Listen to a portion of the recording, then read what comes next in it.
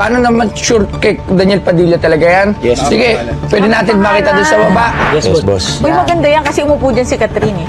Tingnan natin sa baba. Pwede ba natin makita yung sasakyan?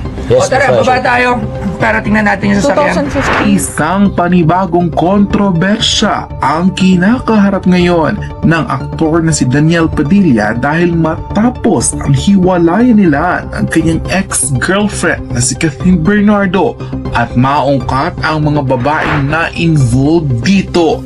Ilan sa mga sports car ng aktor ibinibenta na sa publiko na ngayon ibinibenta na lamang ng bagsak presyo na 6.5 million pesos. Karma o nagigipit na? Ito ang seryosong tanong ng maraming netizens online matapos sumabog ang panibagong balita na nang dahil sa kanilang hiwalayan ng kanyang ex-girlfriend na si Cathryn Bernardo. Tila tuloy-tuloy na ang naging problema ng aktor. 5.7 naman. Eh, syempre gusto ko eh. 5.7. 5.7.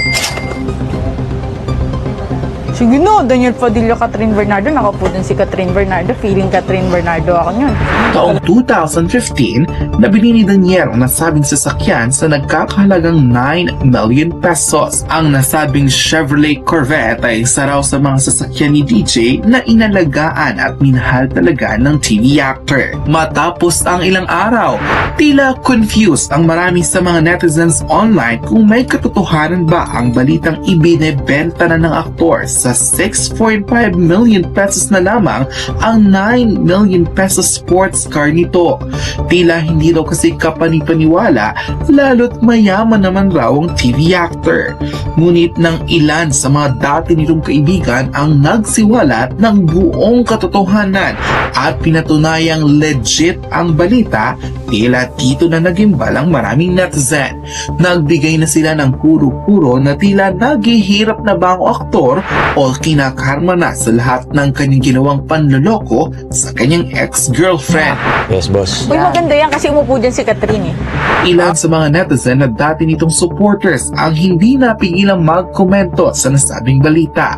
Para sa kanila, tila ano raw bang tuluyang nangyayari sa aktor na magmula lamang i-announce ni Cathryn Bernardo ang kanyang breakup sa tinaguriang Teen King ng ABS-CBN.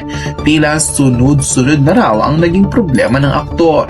Hindi naman daw magbebenta ito ng sasakyan kung walang pinagdaraan ng financial problem o tila may malaking pagkakautang sa ibang tao. Gayunpaman, ilan sa mga netizen ang tila hindi pa rin makapaniwala na ang isa sa mga pinakamamahal na sasakyan o sports car ni DJ ay ibinibenta na nito sa publiko.